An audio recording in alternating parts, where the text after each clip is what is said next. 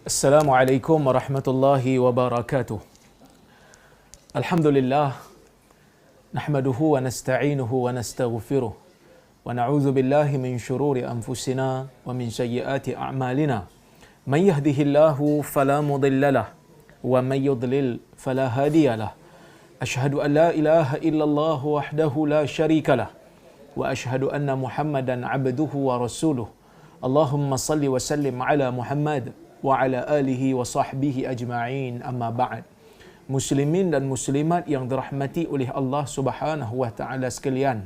Alhamdulillah, pada malam ini kita dapat bersama-sama berhimpun secara atas talian untuk kita sambung perbincangan kita dan kuliah kita mensyarahkan hadis-hadis di dalam kitab Al-Adab Al-Mufrad karya Al-Imam Al-Bukhari rahimahullah. Dalam kuliah yang lepas, kita telah pun selesai membicarakan hadis-hadis di dalam bab yang kedua di dalam kitab Al-Adabul Mufrad ini, iaitu bab Birrul bab yang berkaitan dengan berbakti kepada ibu. Manakala insya-Allah dengan izin Allah, alhamdulillah kita syukur kerana pada malam ini kita akan meneruskan kuliah kita untuk mensyarahkan bab yang ketiga daripada kitab Adab Al-Mufrad karya Al-Imam Al-Bukhari ini, iaitu bab Birril Ab, bab pada membicarakan tentang berbakti kepada ayah. Al-Imam Al-Bukhari, saya sharekan skrin kepada tuan-tuan dan puan-puan yang dirahmati Allah sekalian, supaya tuan-tuan dan puan-puan boleh melihat sama-sama dengan saya.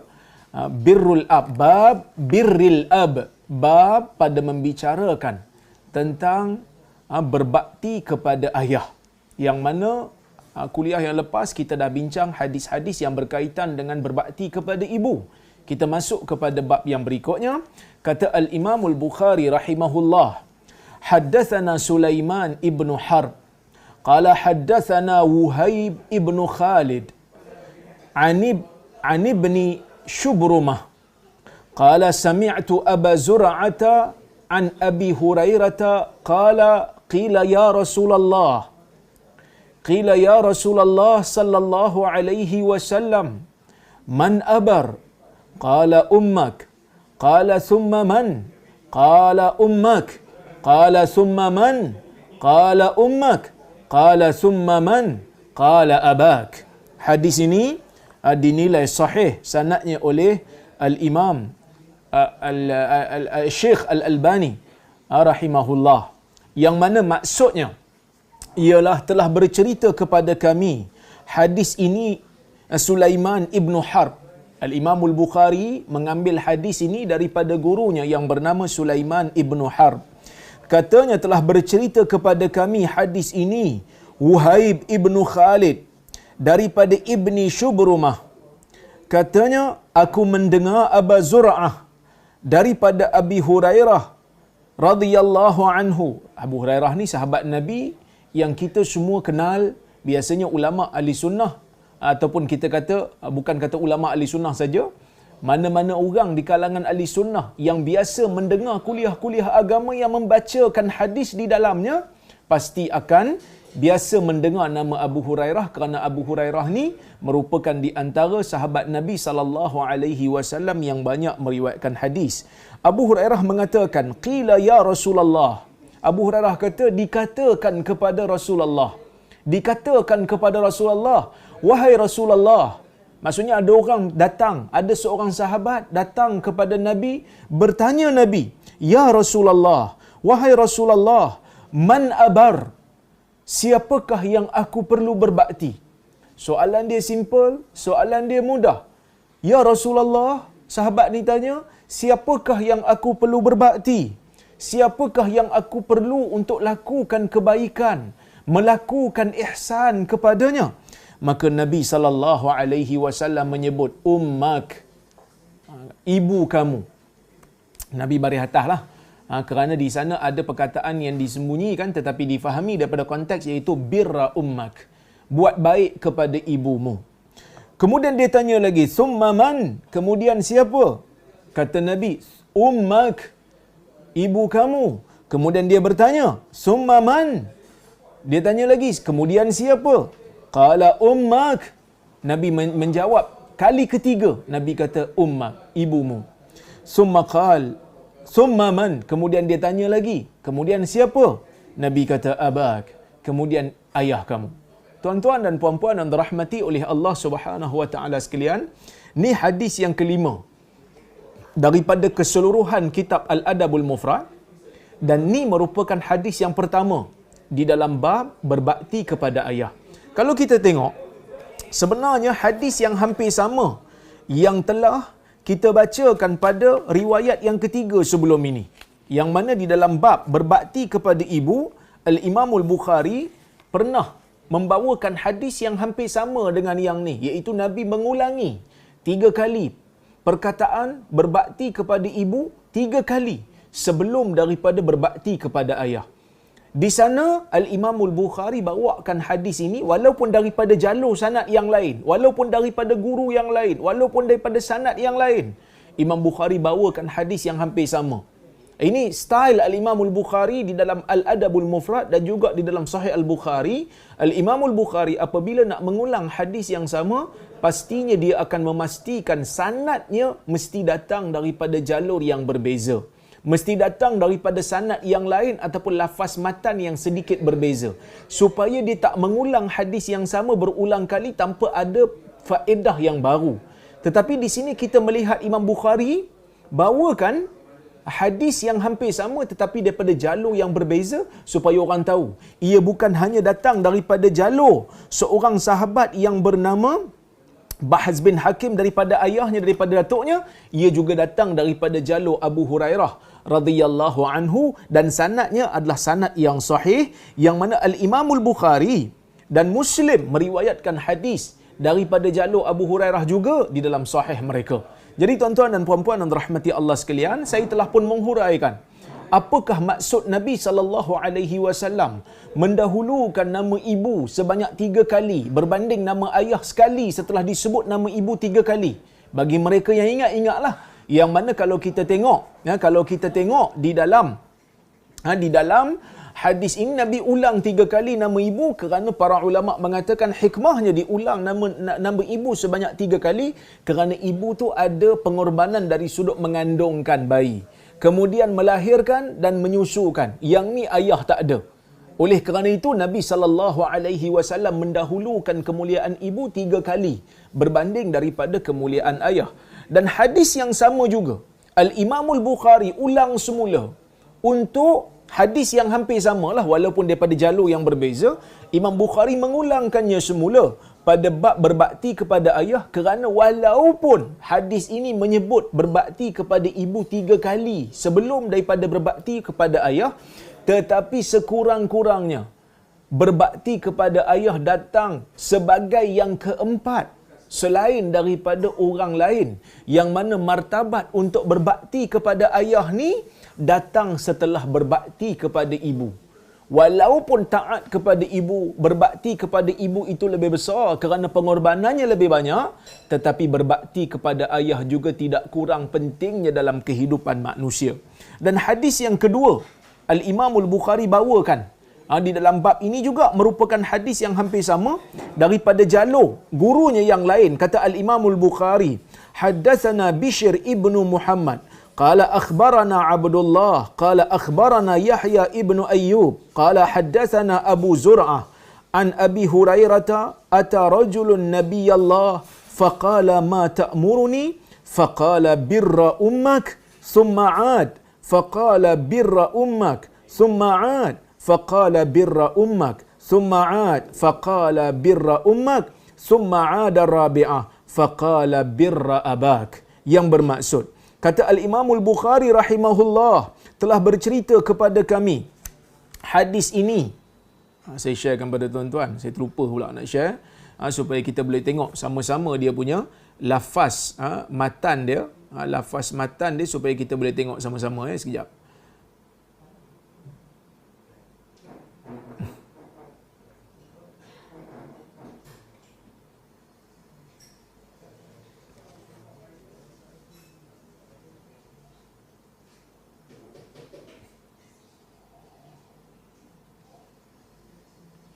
Okey. Telah bercerita kepada kami hadis ini Bishr bin Muhammad. Katanya telah mengkhabarkan kepada kami Abdullah. Katanya telah mengkhabarkan kepada kami Yahya ibnu Ayyub. Katanya telah bercerita kepada kami Abu Zur'ah daripada Abi Hurairah. Kata Abu Hurairah, datang seorang lelaki, datang seorang sahabat Nabi sallallahu alaihi wasallam kepada Nabi dan dia bertanya kepada Nabi, "Ma ta'muruni?" Ya Rasulullah, apakah yang kau perintahkan aku untuk aku lakukan? Soalannya soalan yang umum, tetapi Nabi menjawab kerana Nabi melihat kepada keadaan dia, Nabi melihat kepada background dia, maka Nabi mengatakan faqala birra ummak. Birra ummak, berbaktilah kepada ibumu. Summa'at, kemudian dia ulang soalan yang sama. Apakah yang kau perintahkan untuk aku lakukan? Nabi kata birra ummak. Berbaktilah kepada ibumu. Kemudian dia ulang soalan yang sama. Kemudian Nabi ulang sekali lagi jawapan yang sama. Birra ummak, berbaktilah kepada ibumu. Kemudian Nabi, kemudian apabila dia ulang soalan yang sama kali keempat, barulah Nabi kata birra abak, berbaktilah kepada ayahmu. Hadis yang hampir sama, dua-dua daripada jalur Abu Hurairah, tetapi daripada guru Al-Imam Al-Bukhari yang berbeza. Apa yang kita boleh ambil? Tuan-tuan dan puan-puan yang dirahmati Allah, apa yang kita boleh ambil daripada hadis ini? Faedah yang pertama, seperti mana yang setelah saya huraikan dalam kuliah yang lepas, pesanan Nabi SAW untuk berbakti kepada ibu sebanyak 3 kali, kerana ada juga yang kata selain daripada ibu tu ada kelebihan dari sudut mengandungkan bayi, melahirkan bayi dan menyusukan bayi, ada juga di kalangan ulama yang mencari hikmah yang lain. Mereka mengatakan didahulukan ibu sebanyak 3 kali oleh Nabi SAW untuk kita berbakti kepadanya adalah disebabkan yang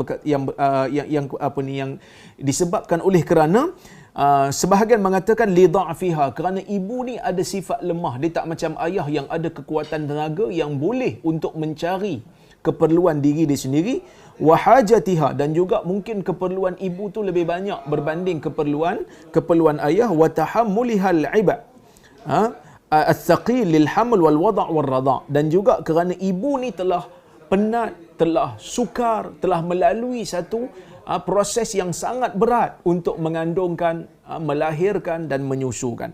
Baik. Itu yang pertama. Yang kedua, ibu dan ayah lebih utama untuk diberikan kebajikan oleh seorang anak berbanding selain daripada mereka berdua, walaupun orang lain tu bersifat aqarib, walaupun orang lain tu bersifat kerabat kita, adik-beradik kita, walaupun mereka itu rapat dengan kita, mempunyai hubungan kekeluargaan dengan kita, tetapi selagi mana bila bertembung antara kepentingan ibu bapa berbanding dengan kepentingan adik-beradik, maka kepentingan ibu bapa itu harus didahulukan. Dan hadis ini membuktikan kepada kita berbakti kepada bapa tidak boleh juga kita pandang ringan, kerana bapa telah berusaha untuk mencari nafkah. Bapa menjadi penyebab kepada kita untuk kita wujud di dalam dunia ini dengan diberikan nafkah kepada kita dari sudut belanja. Oleh kerana itulah Islam memberikan kelebihan kepada bapa ini apabila melalui pernikahan yang sah, maka dia akan diberikan dengan kemuliaan nasab. Anak itu akan dibinkan dengan nama dia. Anak itu akan dinasabkan dengan dia. Nak bagi tahu kepada anak-anak bahawasanya berbakti kepada ayah juga merupakan satu perkara yang dituntut oleh agama, yang dituntut oleh Islam. Tuan-tuan dan puan-puan yang dirahmati oleh Allah Subhanahu wa taala sekalian, kita tengok kepada bab yang berikutnya, bab birri walidai. Bab berikutnya kita tengok kat sini, bab birril walidai wa in zalama. Bab berbakti kepada kedua ibu bapanya walaupun kedua ibu bapanya itu berlaku zalim. Kata Al-Imam Al-Bukhari rahimahullah,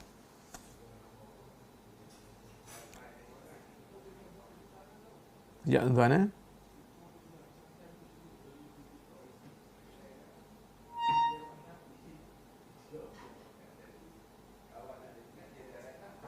Kata Al-Imam Al-Bukhari rahimahullahu ta'ala, haddathana Hajjaj qala haddathana Hammad huwa ibn Salamah an Sulaiman At-Taimi an Sa'id Al-Qaisi an Ibn Abbas qala ma min muslimin lahu walidan musliman yusbihu ilayhima muhtasiba illa fatahallahu lahu babain ya'ni minal jannah wa in kana wahidan fawahid wa in aghdaba ahadahuma lam yardallahu anhu hatta yarda anhu qila wa in zalamah qala wa in zalamah. Baik, hadis ini tuan-tuan dan puan-puan yang dirahmati Allah sekalian merupakan hadis yang pertama dalam bab yang keempat, iaitu bab berbakti kepada kedua ibu bapa walaupun kedua ibu bapa tu bersikap zalim, walaupun kedua ibu bapa tu melakukan kejahatan pada diri mereka sendiri, maka sebagai anak dia kena taat. Dia kena taat kepada ibu bapanya, dia kena taat kepada keluarganya, dia kena taat kepada ayah dan ibunya walaupun ayah dan ibunya bersifat musyrik sekalipun.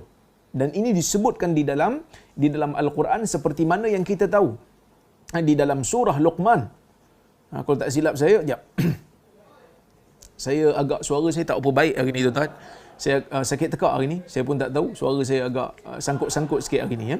Yang mana tuan-tuan dan puan-puan yang dirahmati Allah Subhanahu wa taala, di mana di dalam Al-Quran Allah Subhanahu wa taala menjelaskan kepada kita seorang anak apabila ayah dan ibunya di dalam seperti mana pesanan Luqman kepada anaknya, wa in jahadaka ala alla tusyrika bi ma laysa laka bihi ilm fala tuti'huma wa sahibhuma fid dunya ma'rufa, yang bermaksud jika keduanya memaksa kamu, mengasak kamu, mendesak kamu untuk kamu melakukan syirik kepada aku sedangkan kamu tidak ada ilmu dalam perkara itu, maka janganlah kamu untuk mentaati mereka berdua, tetapi hendaklah kamu berbakti, mendampingi mereka di dalam dunia ini secara baik. Jadi tuan-tuan dan puan-puan yang dirahmati Allah sekalian, ayat Al-Quran ini menjelaskan kepada kita secara jelas bahawasanya seorang anak selagi mana dia adalah anak, dia mesti berbakti kepada ibu dan bapanya. Walaupun ibu dan bapanya itu melakukan kezaliman pada diri mereka sendiri, kerana kezaliman pada diri mereka sendiri itu tidak ada kaitan dengan anak. Tidak menjadikan anak itu berhak untuk menderhaka kepada ibu dan anaknya, kepada ibu dan ayahnya. Baik. Kata Al-Imam Al-Bukhari telah bercerita kepada kami. Hadis ini telah bercerita kepada kami. Hadis ini Hajjaj katanya telah bercerita kepada kami hadis ini Hammad huwa ibnu Salamah daripada Sulaiman At-Taimi,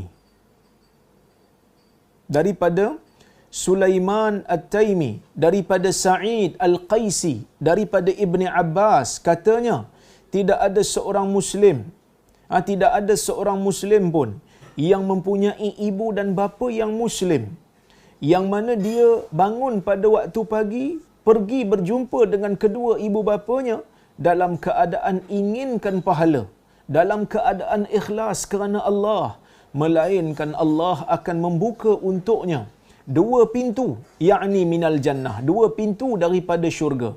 Jika dia ada salah seorang daripada mereka, maka Allah akan buka satu pintu daripada syurga. Wa in aghdaba ahadahuma, jika dia menjadikan salah seorang daripada mereka itu marah, lam yardallahu anhu, maka Allah tidak akan redha dengan mereka hatta yarda anhu, sehingga salah seorang daripada ayah dan ibunya itu redha dengan dia. Qila wa in zalamah, ditanya kepada Rasulullah, walaupun berbakti ni ya Rasulullah, wahai Ibnu Abbas, berbakti ni wahai Ibnu Abbas, adakah walaupun kedua ibu bapanya itu menzaliminya? Kata Ibnu Abbas, wa in zalamah, walaupun kedua-duanya menzaliminya.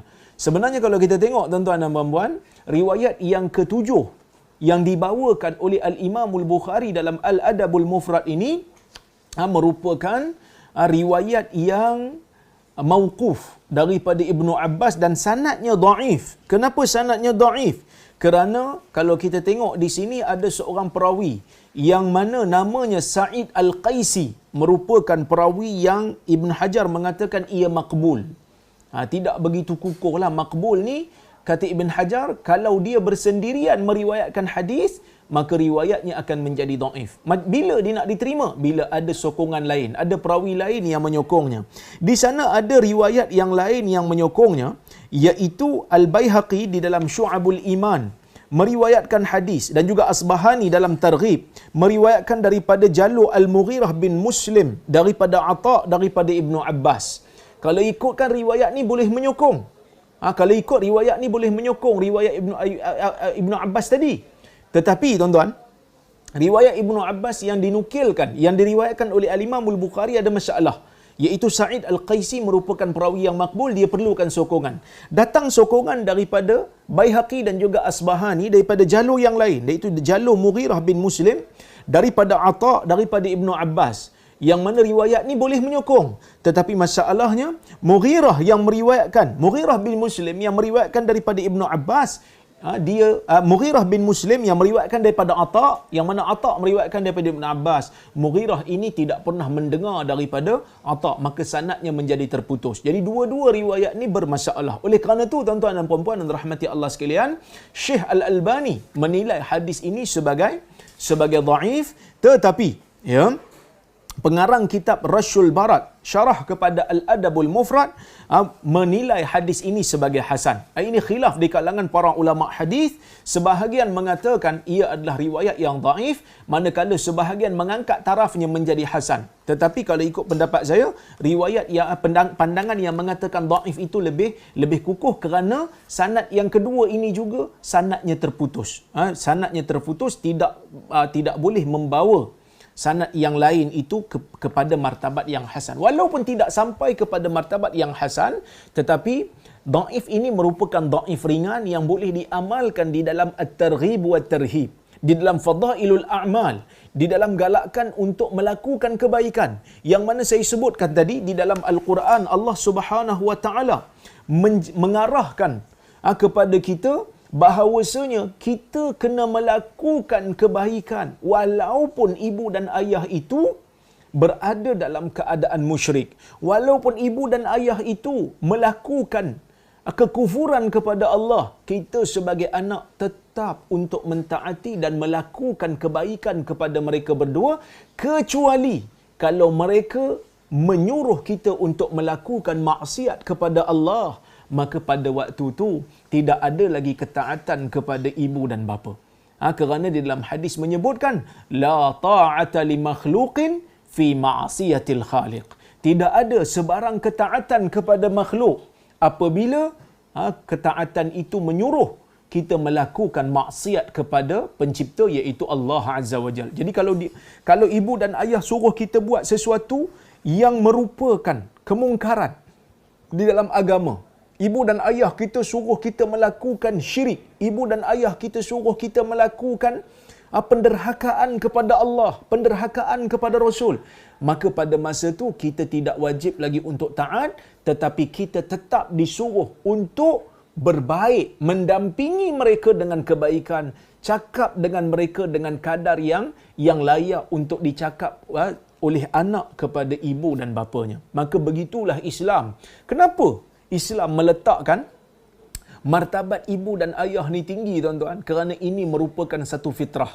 Manusia fitrahnya sayang kepada ibu dan sayang kepada ayah. Dan Islam ingin manusia ini menjadi orang yang suka mengenang jasa orang yang pernah berjasa kepada kita. Dalam kuliah-kuliah saya yang lepas telah pun saya ceritakan bagaimana Nabi sallallahu alaihi wasallam cerita kepada kita tentang bagaimana Nabi suka untuk membayar ataupun mengenang jasa baik yang dilakukan oleh seorang pemuda ataupun seorang pembesar Quraisy yang tidak Islam tetapi telah memberikan pertolongan kepada Nabi, iaitu seorang tokoh yang bernama Mut'im bin Adi. Yang mana Mut'im bin Adi bukan seorang Islam, tapi dia pernah berjasa kepada Nabi sehingga Nabi sanggup Nabi kata kalau dia masih hidup, "Lau kana al-Mut'im bin Adi hayyan fayukallimuni fi haula'i itnatna la atlaqtuhum lah." Kalaulah kalaulah Mut'im bin Adi masih hidup dan dia bercakap dengan aku untuk membebaskan tawanan perang Badar ini, aku akan lepaskan mereka yang ditawan ini semata-mata kerana menghormati dia. Apa yang dibuat oleh Mut'im? Mut'im berjasa sebelum hijrah. Dia antara orang yang berusaha untuk membatalkan perjanjian yang dibuat oleh sesama Quraisy untuk menzalimi orang Islam, memulaukan orang Islam. Yang kita panggil dalam ilmu sirah moden hari ini dipanggil sebagai al-hisar al-iqtisadi, pemulauan ekonomi yang dilakukan oleh puak-puak Quraisy dalam nak menekan orang Islam, sehingga orang Islam tak ada makanan nak dibeli, tak ada tak ada pelanggan apabila mereka nak menjual. Jadi orang Islam berada dalam keadaan yang sukar. Dan yang kedua, dan Mut'im bin Adi berusaha untuk membatalkan perjanjian ini dan akhirnya dia berjaya. Dan yang kedua, apabila Nabi balik daripada Taif, bila Nabi balik daripada Taif, Nabi tidak dapat perlindungan untuk masuk. Tak ada siapa nak melindungi Nabi. Tak ada siapa nak melindungi Nabi SAW. Dan pada ketika itu Mut'im bin Adi memberikan perlindungan kepada Nabi Muhammad SAW. Maka Nabi mengenang jasa. So dalam Islam ni kita kenang jasa. Dan Abu Talib antaranya diringankan azab di neraka kerana sumbangan dia ataupun kerana bantuan dia terhadap dakwah Nabi di peringkat awal. Jadi kita ni kalaulah kata orang biasa-biasa, orang yang bukan kerabat kita, orang yang bukan ibu ayah kita memberikan sumbangan kepada kita, kita kenang jasanya. Apatah lagi orang yang telah memberikan makanan kepada kita sewaktu kita kecil, orang yang memberikan pakaian kepada kita sewaktu kita tak mampu untuk membeli pakaian sendiri, orang yang telah memberikan rumah tempat tinggal, walaupun tempat tinggal itu tidaklah sesempurna mungkin, tetapi setidak-tidaknya adalah tempat untuk kita berteduh, adalah tempat untuk kita berlindung, ada tempat untuk kita membesar dan memberikan kita pendidikan. Dan yang paling penting sekali, apabila ibu dan bapa kita mengajar kita, menghantar kita ke sekolah untuk dapat pendidikan yang terbaik, untuk kita meneruskan kehidupan sebagai seorang yang berilmu. Dan yang paling penting sekali, apabila ibu dan ayah kita menyediakan untuk kita pendidikan agama yang baik sehingga kita menjadi seorang mukmin, seorang ilmuwan. Mungkin ada di antara kita yang menjadi ilmuwan, menjadi pakar dalam bidang-bidang tertentu. Semua itu adalah disebabkan oleh kerana jasa ibu dan ayah kita yang kadang-kadang mereka sanggup untuk tidak makan kerana memikirkan tentang yuran yang perlu dibayar untuk kita. Mungkin ada di kalangan ibu dan ayah kita yang terpaksa meminjam dengan orang lain, tembalkan muka meminjam semata-mata untuk membayar yuran persekolahan kita. Oleh kerana itu, tuan-tuan dan puan-puan yang dirahmati Allah sekalian, Islam suruh kita kenang jasa ni. Mungkin ada di kalangan ayah kita yang siang bekerja, yang malam juga bekerja, hanya semata-mata untuk mencari belanja demi anaknya, demi membesarkan anaknya dan memberikan pendidikan yang terbaik untuk anaknya. Ada di kalangan ayah kita yang mungkin tidak cukup untuk tidur pada waktu malam, tidur pukul 4 pagi demi untuk mencari rezeki, demi untuk mencari sesuap nasi untuk diberikan kepada anaknya, supaya anaknya tidak menjadi seperti dia, supaya anaknya tidak bekerja teruk seperti dia, supaya anaknya menjadi orang yang berguna satu hari nanti. Jadi oleh kerana itu, tuan-tuan dan puan-puan yang dirahmati Allah sekalian, kalaulah seorang anak itu telah menjadi dewasa, telah menjadi manusia, telah menjadi orang yang berilmu, maka sudah semestinya dia perlu kenang jasa ibu dan ayahnya. Walaupun ibu dan ayahnya itu ada kesilapan, ada kelemahan pada diri, ada kekurangan pada pegangan agama, itu hal dia dengan Allah. Tetapi sebagai Muslim, kita disuruh untuk berbakti kerana ingin mengenang jasa keduanya yang telah banyak memberikan jasa kepada kita. Kita tengok bab yang berikutnya, bab yang kelima. Babulinil kalam liwalidai. Bab pada kelembutan kalam untuk kedua ibu bapanya. Kata Al-Imam Al-Bukhari rahimahullah,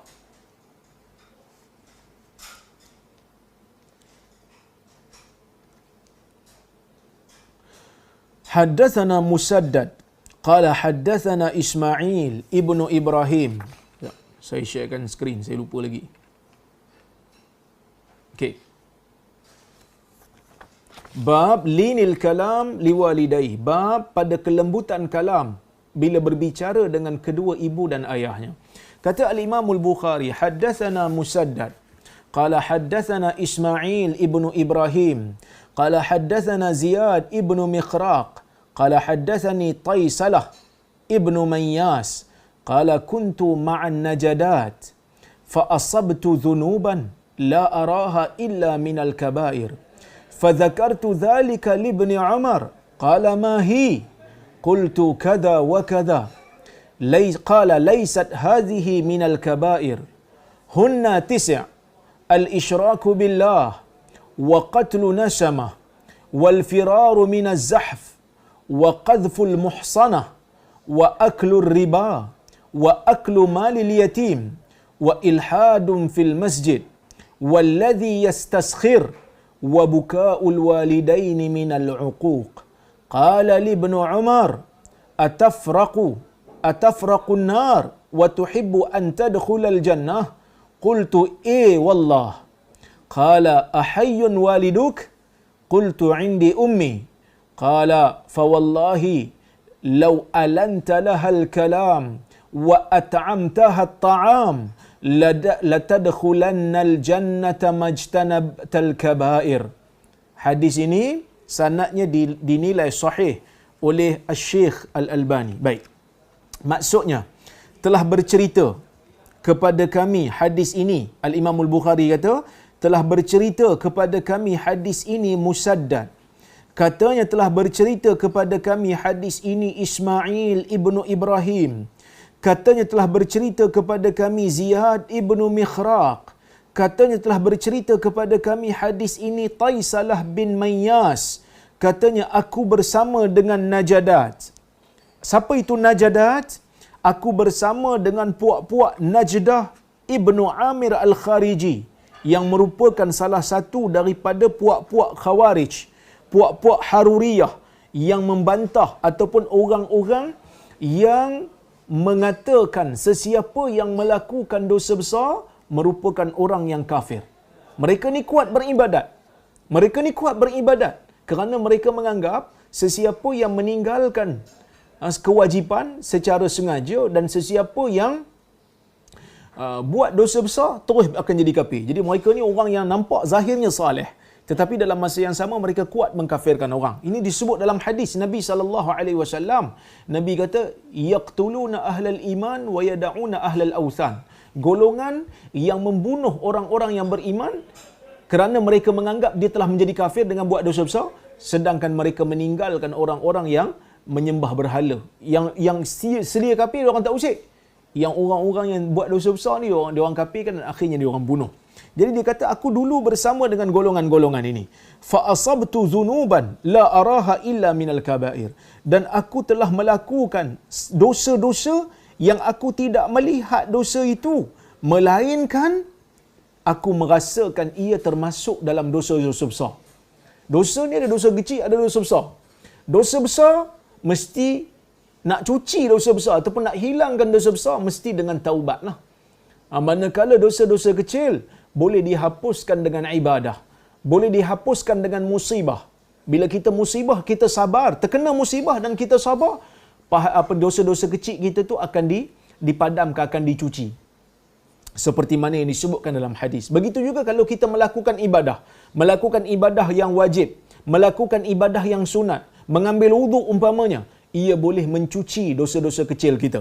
Jadi tuan-tuan dan puan-puan yang dirahmati oleh Allah Subhanahu wa taala sekalian, lelaki ni dia kata, aku buat benda-benda, aku buat dosa-dosa dan aku tidak melihat dosa tu, melainkan ia termasuk dalam dosa-dosa yang besar. Maka aku pun menyebut perkara ini kepada Ibnu Umar. Aku kata aku dah buat dosa ni dan aku rasa dosa ni dosa besar. Aku rasa dosa ni adalah dosa yang besar yang mana tidak boleh dihapuskan melainkan dengan taubat. Maka Ibnu Umar tanya, "Mahi, apa dosa yang kau rasa dosa besar tu?" Qultu kadza wa kadza. Aku pun sebut ini dan ini. Ini dan ini. Maksudnya disebutlah kepada Ibnu Umar, dan mungkin perawi ni anak murid dia pun tak sebut, ataupun mungkin dia tak sebut pada anak murid dia kerana tak ada keperluan untuk dibongkarkan dosa-dosa yang pernah kita buat kalau kita telah bertaubat daripadanya. Tapi dia ni boleh pula, kalau orang tanya lah, boleh pula sebut pada Ibnu Umar dosa-dosa yang dia buat. Kalau untuk bertanya fatwa tidak menjadi masalah. Walaupun seeloknya disembunyikan. Walaupun seeloknya disembunyikan dosa yang kita buat, tetapi kalau untuk bertanya fatwa, bertanya pandangan ilmuwan, maka tidaklah menjadi masalah. Qala, bila dia bagi tahu kepada Ibnu Umar mengatakan laisat hadhihi minal kabair. Ibnu Umar kata, benda ni bukan termasuk dalam dosa besar. Yang mana dosa besar ni ada 9, kata Ibnu Umar. Ini bukanlah hasar, ini bukan nak kata ini je dosa besar, banyak lagi dosa besar yang lain. Tapi Ibnu Umar kata yang biasanya yang ni lah, Ibnu Umar kata. Iaitu yang pertama, melakukan syirik kepada Allah. Menyekutukan Allah. Mengatakan Allah ini berkongsi kuasa dengan kuasa yang lain. Ataupun mengatakan bahawasanya ibadat ini boleh diserahkan kepada selain daripada Allah. Kita sembah berhala supaya berhala ni sampaikan hajat kita kepada Allah. Ini merupakan dosa yang paling besar di dalam dunia ini. Inna syirka la zulmun azim. Kerana syirik merupakan kezaliman yang sangat-sangat besar yang menyebabkan seseorang itu tidak layak untuk mendapat rahmat Allah, untuk menyelamatkan dia keluar daripada neraka masuk ke syurga. Siapa yang mati dalam keadaan melakukan syirik kepada Allah, maka dia akan kekal di dalam neraka Allah selama-lamanya.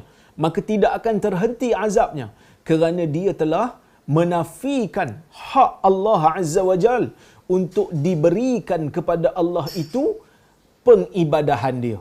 Ibadah-ibadah dia tu yang sepatutnya diserahkan kepada Allah, dia tak serahkan kepada Allah, sebaliknya diserahkan kepada makhluk lain yang tidak ada apa-apa jasa kepada dia. Ini merupakan satu kezaliman yang sangat besar. Kemudian disebut lagi, dia kata wa qatlu nasamah ataupun wa qatlu nasmah, yang mana membunuh manusia.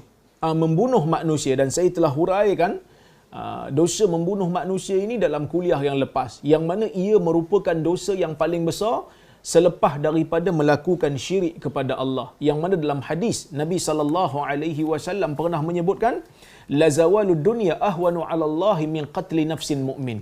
Yang mana hilangnya dunia, gugurnya dunia lebih mudah, lebih ringan di sisi Allah daripada membunuh satu jiwa mukmin bighairi haq, tanpa ada hak. Itu yang kedua. Kemudian wal firar minaz zahaf. Firar minaz zahaf ialah lari daripada medan perang. Ia merupakan satu kesalahan ataupun satu dosa. Kenapa? Kerana lari daripada medan perang akan menyebabkan tentera Islam yang lain akan terkorban, dan mental semangat tentera Islam yang lain juga akan jatuh disebabkan kita lari daripada medan perang. Ia memberikan kesan yang besar. Oleh kerana itu Nabi SAW tidak membenarkan kita untuk lari daripada medan perang setelah kita berada di sana dan bertempur dengan musuh. Wa qadhful muhsanah, dan menuduh perempuan yang suci. Menuduh perempuan suci tanpa membawakan 4 orang saksi, dan ini merupakan satu dosa besar. Ini merupakan satu dosa besar kalau kita ni hanya sekadar sangka-sangka, terus buat keputusan, terus buat tuduhan. Itu berzina lah tu. Sedangkan tak ada saksi, tak ada bukti, maka dalam keadaan tu kita telah melakukan satu dosa besar. Kemudian wa aklur riba, dan makan riba. Makan riba ni ada 2 lah, iaitu riba duyun. Riba duyun ni ialah riba yang mana kita bagi orang pinjam, kemudian kita makan bunga. Orang biasa kita sebut interest lah. Hari ni orang sebut interest. Bagi orang pinjam 5,000, minta bayar balik 5,500. Bagi orang pinjam 6,000, minta bayar balik 7,000. Ini merupakan riba yang berlaku di zaman jahiliyah. Bila riba ni berlaku, ia akan mematikan ataupun dia akan menindas golongan-golongan yang susah. Orang tu daklah susah nak berhutang dengan kita, kita pergi tekan dia lagi. Kita pergi tekan dia lagi. Ini riba al-duyun. Kemudian kita ada riba al-buyu', riba dalam jual beli. Yang ni perbahasan dia panjang lah tuan-tuan dan puan-puan, yang mana ulama berbeza pendapat sesama mereka tentang illah riba, yang mana penjelasannya tuan-tuan dan puan-puan boleh tengok pada kuliah-kuliah asatizah yang menumpukan dalam bidang muamalat. Baik. Kemudian wa aklu malil yatim, makan harta anak yatim. Makan harta anak yatim juga merupakan di antara termasuk dalam senarai dosa-dosa besar. Kenapa termasuk dalam senarai dosa-dosa besar? Yang pertama, makan harta orang ni tuan-tuan, makan harta orang ni merupakan satu benda yang haram. La ta'kulu amwalakum bainakum bil batil. Jangan kamu makan harta sesama kamu dengan cara yang salah, dengan cara yang batil, ya, yang cara yang baik, yang batil. Kemudian tuan-tuan dan puan-puan yang dirahmati Allah sekalian, udahlah kita makan harta anak yatim, ya, secara zalim tu termasuk dalam makan harta orang secara salah. Kemudian kita makan pula harta anak yang kehilangan orang yang nak menanggung dia. Dia ada harta, dia harapkan kita untuk jaga harta dia, tiba-tiba kita pergi makan pula. Maka dua kali kesalahan. Yang pertama, makan harta dia secara batil, itu merupakan satu kesalahan. Kemudian kita tindah pula dia. Dia dahlah diuji oleh Allah, hilang bapa, tak ada orang yang nak tanggung dia. Oleh kerana itu Allah Azza wa Jal menyebutkan di dalam Al-Quran, Allah Ta'ala kata, innal ladzina ya'kuluna amwalal yatama zulman innama ya'kuluna min butunihim nara wa sayaslawna sa'ira. Sesungguhnya orang-orang yang makan harta anak yatim secara zalim, sesungguhnya mereka itu makan di dalam perut mereka itu api, dan mereka akan dimasukkan oleh Allah di dalam neraka. Itu dosa yang disebutkan oleh Ibnu Umar termasuk dalam dosa-dosa besar.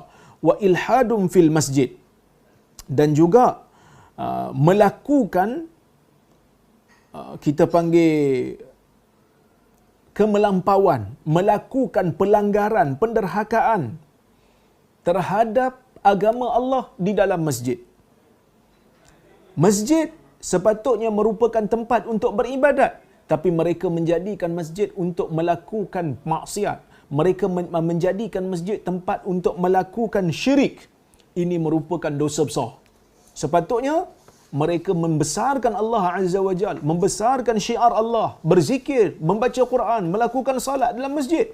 Tapi kalau mereka menjadikan masjid sebagai tempat untuk mereka menyebarkan syirik, menyebarkan maksiat, menzahirkan padanya maksiat, maka itu merupakan dosa besar yang disebutkan oleh Ibnu Umar. Wallazi yastaskhir, dan orang-orang yang mencela orang lain, orang-orang yang mentertawakan orang lain, yang menghina orang lain, itu juga termasuk dalam dosa besar kata Ibnu Umar.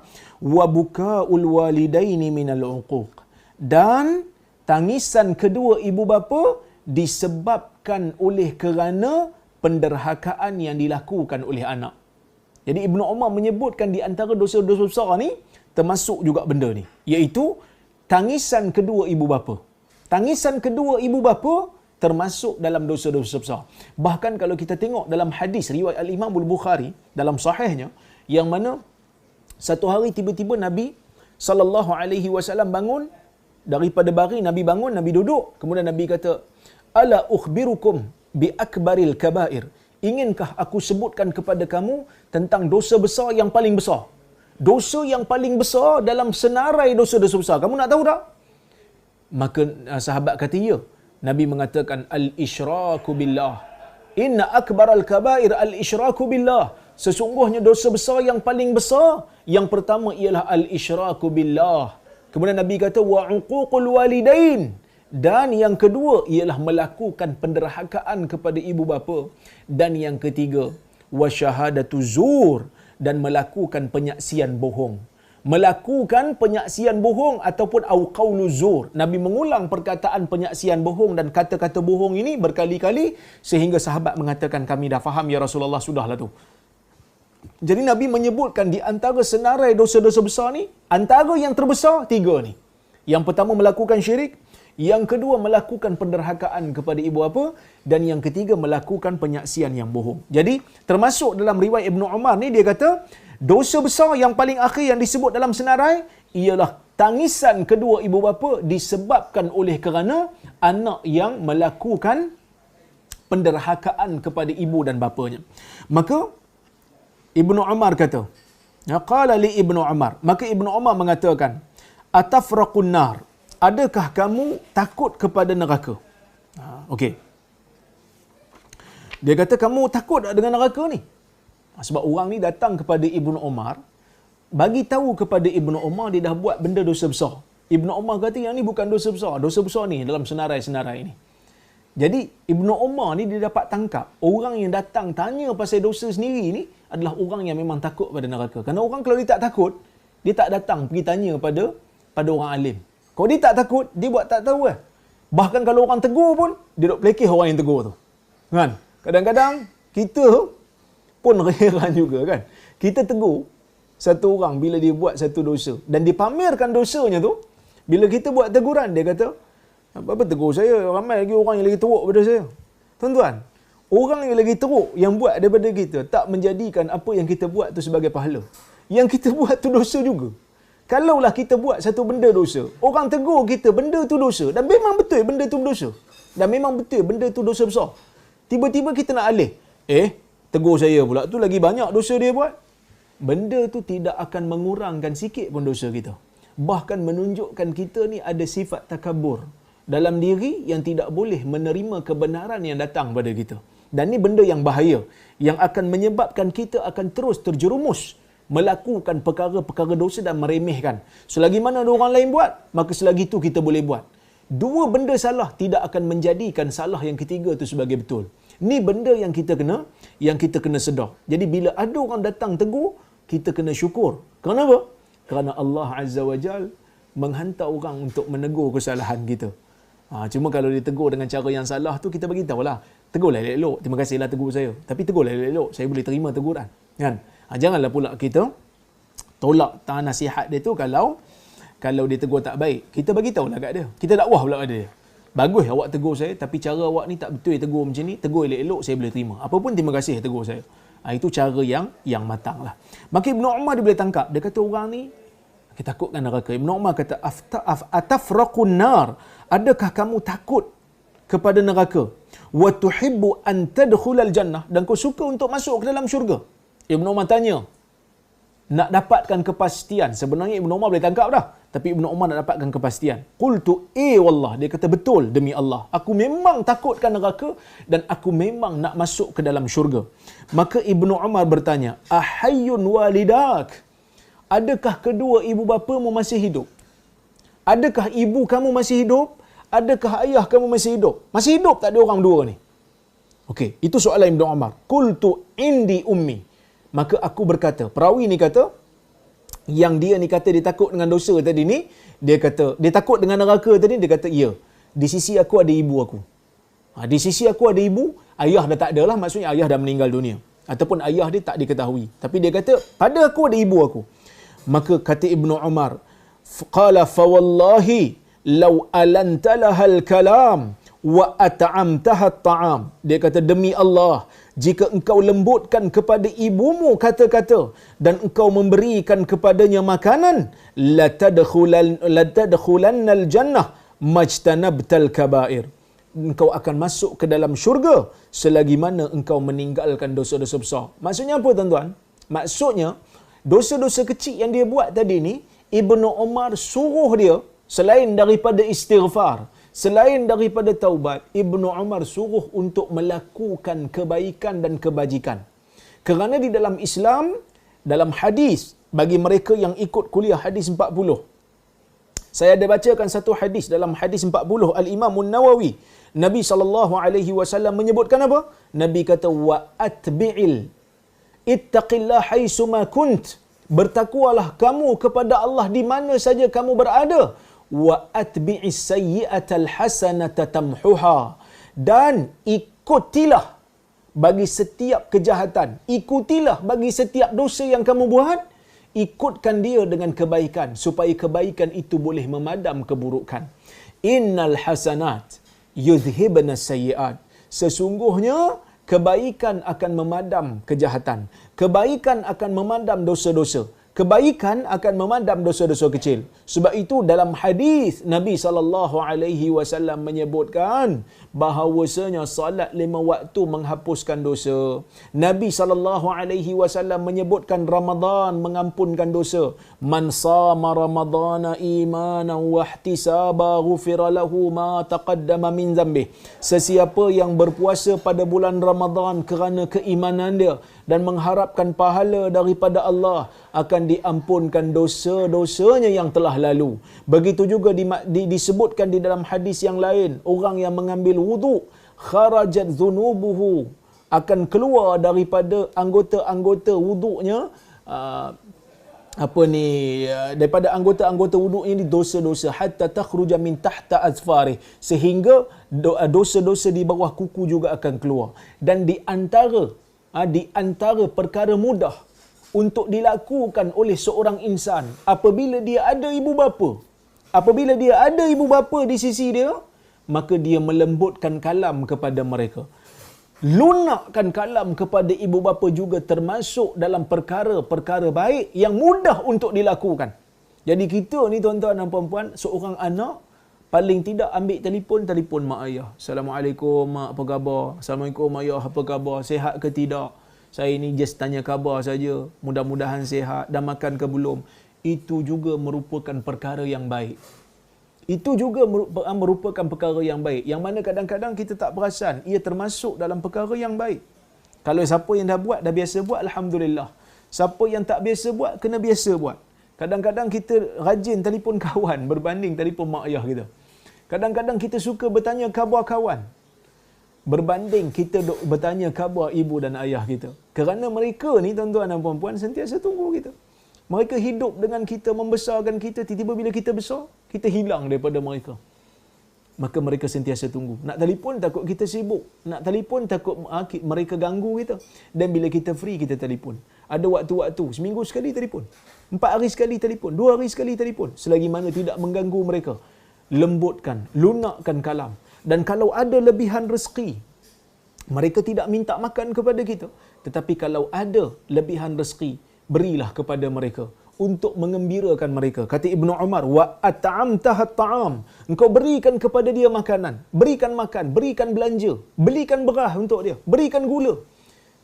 Tak ada apa, berikan garam. Tak ada juga garam, belikan roti. Tak ada juga, beli gula-gula had. Yang penting ada sesuatu kita nak bagi mereka ini makan sebagai tanda untuk kita ni menghargai jasa mereka. Paling tidak. Kerana mungkin ada yang kita kata, ustaz tak cukup lah ustaz, takkan beli gula-gula pun tak. Kita tahu mak kita, ayah kita mungkin suka makan gula-gula berangin, dan kita beli. Sambil dengar kuliah dia suka makan gula-gula dan kita beli. Tapi jangan banyak sangat lah, takut diabetes kan. Tapi nak katanya, apa saja yang boleh digunakan. Beli biskut lutut pun okey. Dia minum air kopi, tak ada biskut lutut, beli biskut lutut. Tuan tahu biskut lutut? Biskut lutut ni orang Perak dia tahu lah kan. Orang Penang saya tak tahu. Sobri ada ni kan. Dia tak tahu lah. Dia duduk senyum. Dia sebut biskut lutut. Dia pun duduk makan biskut kapai kan. Baik. Itu di antara perkara-perkara yang disebutkan oleh Ibnu Umar. Benda baik. Yang ringan. Yang mungkin kita tak perasan. Tapi termasuk dalam perkara-perkara yang baik. Yang akan menyebabkan Allah Azza wa Jal mengampunkan dosa-dosa kecil yang kita buat sebelum-sebelum ini dan mengangkat darjat kita, memberikan pahala kepada kita atas kebajikan yang kita buat kepada ibu dan ayah. La tadkhulannal jannah, kata Ibnu Umar, kamu akan masuk ke dalam syurga majtanabtal kabair, selagi mana engkau meninggalkan dosa besar. Kerana dosa besar perlu untuk taubat. Dosa besar perlu untuk taubat dengan syarat taubat yang disebutkan oleh ulama-ulama, antaranya kalau dosa dengan Allah perlu 3 rukun. Yang pertama meninggalkan dosa, yang kedua menyesal atas dosa yang dilakukan, dan ketiga azam tak mau buat lagi. Kalau dosa dengan manusia, 3 ni perlu ada, dan satu lagi perlu ganti semula hak manusia ataupun minta halal kepadanya. Baik. Kita tengok riwayat yang berikutnya.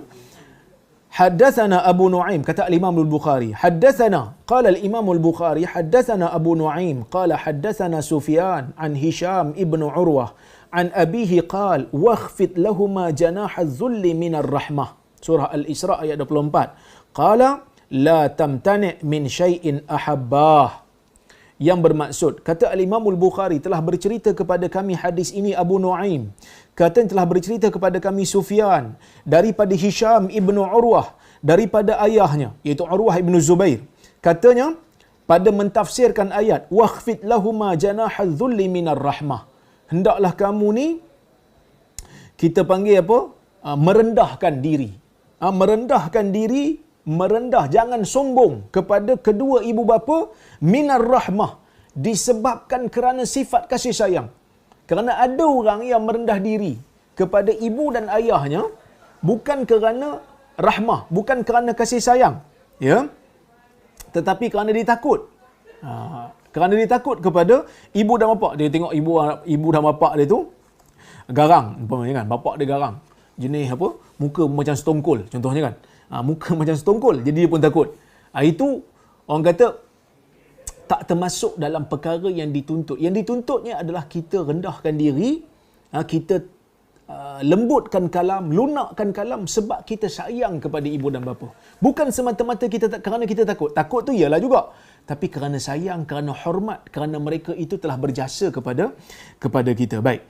Apa kata Urwah ibnu Zubair yang merupakan tabi'i, yang rapat dengan ibu saudaranya Aisyah radhiyallahu anha? Kata dia, la tamtani min syai'in ahabbah. Kamu jangan menghalang diri kamu daripada melakukan sesuatu yang ibu dan ayah kamu suka. Jadi kalau ibu dan ayah kamu suka untuk buat benda tu, maka kamu jangan halang diri kamu untuk buat benda tu. Jadi kalau dia suka, kita buat. Kalau benda tu bukan termasuk dalam perkara-perkara yang dilarang oleh Allah dan Rasulnya. Jadi tuan-tuan dan puan-puan yang dirahmati Allah Subhanahu wa taala sekalian, di antara fiqh hadis ataupun faedah yang kita boleh ambil daripada riwayat ini, yang ke-9 ini, yang pertama ialah kita perlu menjaga perkataan-perkataan supaya perkataan yang disebutkan kepada ibu bapa termasuk dalam perkataan yang baik dan perbuatan yang baik. Yang mana mak ayah kita suka dan kita buat. Perkataan yang mak ayah kita suka kita sebut. Perbuatan yang mak ayah kita suka kita buat. Dan di antara berbakti kepada ibu bapa juga ialah menghormati ibu dan bapa, sayang kepada ibu dan bapa, dan juga kita rendah diri di hadapan ibu dan bapa. Dan kalau boleh, berikanlah ibu dan bapa ini apa yang mereka suka. Apa yang mereka suka kita berikan. Apa yang mereka suka kita cuba untuk tunaikan selagi mana ia tidak membebankan ataupun memudaratkan kita. Wallahu subhanahu wa ta'ala a'lam bissawab.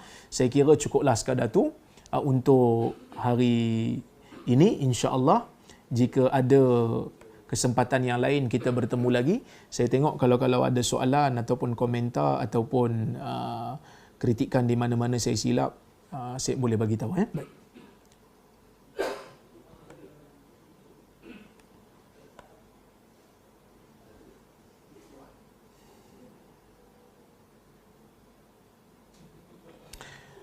Baik, Ustaz, apa beza akhbarana dengan haddathana? Okey, ini soalan yang sangat-sangat teknikal. Apa beza akhbarana dengan haddathana? Baik, sebahagian ulama seperti Al-Imam Al-Bukhari, dia tak membezakan di antara akhbarana dengan haddathana. Kedua-duanya sama. Mengkhabarkan kepada kami sama dengan bercerita kepada kami. Cuma sebahagian ulama seperti Imam Muslim, dia membezakan. Dia mengatakan akhbarana, kalau perawi kata akhbarana, maksudnya dia perawi bacakan hadis di depan gurunya dan guru dengar, kemudian guru approve. Kalau bacaannya betul. Kalau salah dia akan bagi tahu supaya anak murid betulkan. Itu akhbarana. Tapi haddathana mereka dengar daripada mulut syekh sendiri, ya, mulut syekh sendiri. Baik.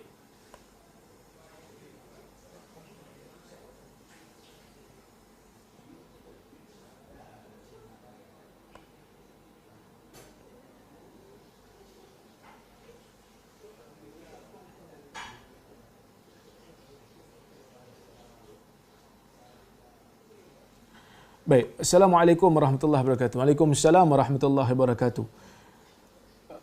Kalau kita berdoa kepada sahabat kita, Nabi SAW menyebutkan bahawasanya doa kita akan diaminkan oleh malaikat. Bagaimana kalau kita beritahu kepada dia? Adakah kita akan terlepas fadilat itu? Okey, tuan-tuan dan puan-puan rahmati Allah sekalian, dalam Sahih Muslim, Nabi SAW menyebutkan tidak ada seorang Muslim yang mendoakan kebaikan untuk saudara muslimnya dalam keadaan bizahril ghaib, dalam keadaan orang yang didoakan untuknya itu tak tahu. Melainkan malaikat akan kata walaka bimisil, engkau akan dapat, ya Allah tolong bagi kat dia juga. Jadi kalau kita doakan kebaikan kepada seorang mukmin dalam keadaan dia tak tahu, kita doa kebaikan untuk dia, malaikat akan tolong doa bagi pihak kita juga. Jadi supaya kita pun dapat kebaikan yang sama. Kenapa Nabi sebut begitu? Ini menunjukkan bahawasanya kita termasuk dalam orang yang betul-betul ikhlas berdoa. Bila kita tak bagi tahu dia, menunjukkan kita betul-betul ikhlas. Kita bukan doa kerana kita nakkan sesuatu daripada dia. Jadi kalau kita bagi tahu kat dia, adakah hilang kelebihan itu daripada awal kalau kita bagi tahu, ataupun dalam niat kita waktu kita doa ni esok kita nak bagi tahu, maka kita tak dapatlah kelebihan tu. Tetapi di sana kalau ada keperluan yang dibenarkan oleh syarak untuk kita bagi tahu, kan?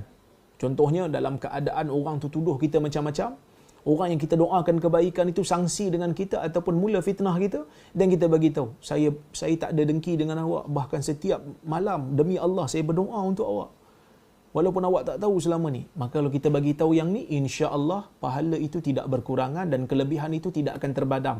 Kerana kita bagi tahu dia itu bukan disebabkan oleh kerana kita nak berbangga ataupun mendapatkan sesuatu, sebaliknya kerana ada maslahah. Jadi maksudnya tuan-tuan dan puan-puan, yang Nabi sebut yang tak tahu ni sebenarnya ada maksud yang lebih luas ataupun maksud yang lebih tinggi daripada itu, iaitu ikhlas. Jadi kalau kita bagi tahu memang dalam keadaan memerlukan, dengan alasan yang kukuh, yang tidak dilarang oleh syarak, dan pada waktu itu tidak menjadi masalah untuk kita bagi tahu kat dia. Baik.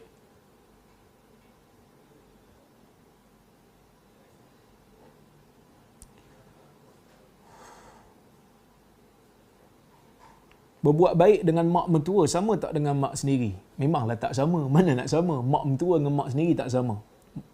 Berbakti kepada ibu bapa disebut dalam nas, tetapi berbakti kepada ibu dan ayah mertua termasuk dalam perkara yang baik. Termasuk dalam perkara yang baik. Okey, baik.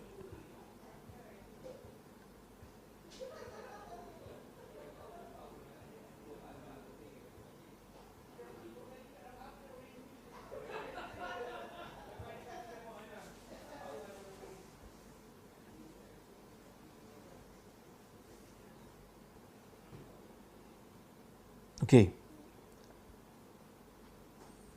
Ini ada soalan. Assalamualaikum Ustaz, dia kata Waalaikumsalam. Sekiranya ibu bapa si perempuan menghalang atau tidak membenarkan tanpa sebab yang melanggar syarak untuk si perempuan mengahwini lelaki pilihannya, sampailah nak kahwin memfailkan wali enggan atau wali hakim, adakah itu dikira derhaka pada ibu dan bapa? Yang ni para ulama' dia bahas panjang jugalah. Kalau ibu bapa minta anak untuk berkahwin, ataupun ibu bapa minta anak untuk menceraikan isterinya, adakah anak wajib untuk taat?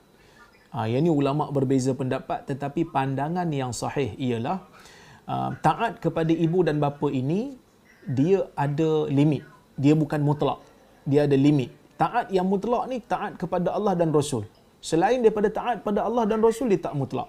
Jadi taat kepada ibu bapa ni yang pertama tidak dibenarkan ataupun diwajibkan selagi mana tidak melakukan maksiat kepada Allah. Kalau katakan mak ayah suruh kita buat maksiat pada Allah, dan kita tak wajib untuk ikut, bahkan haram untuk kita ikut, untuk kita taat. Yang kedua, tidak memudaratkan. Ketaatan itu tidak memudaratkan kita.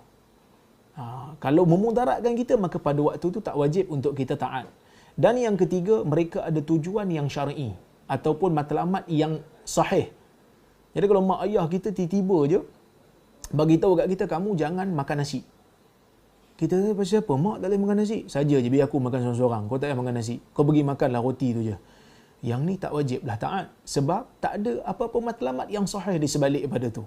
Jadi kalaulah kata ibu dan ayah kita ni, wali lah, kita kata wali ni sampai enggan, sedangkan tidak ada alasan yang syar'i, maka dalam keadaan itu, perempuan bolehlah untuk menggunakan cara kaedah memfailkan dan merayu kepada pihak berkuasa, iaitu mahkamah, untuk berpindah kepada wali hakim ataupun proses seterusnya, iaitu wali yang terhampir. Yang itu tak termasuk dalam perkara yang derhaka kepada ibu dan ayah sendiri. Baik.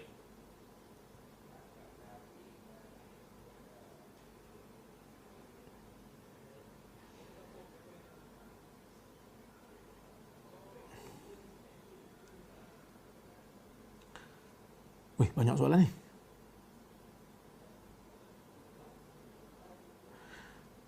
Adakah doa anak angkat termasuk dalam golongan doa anak yang saleh? Pertama sekali bila disebutkan anak, dia bermaksud anak keturunan kita lah.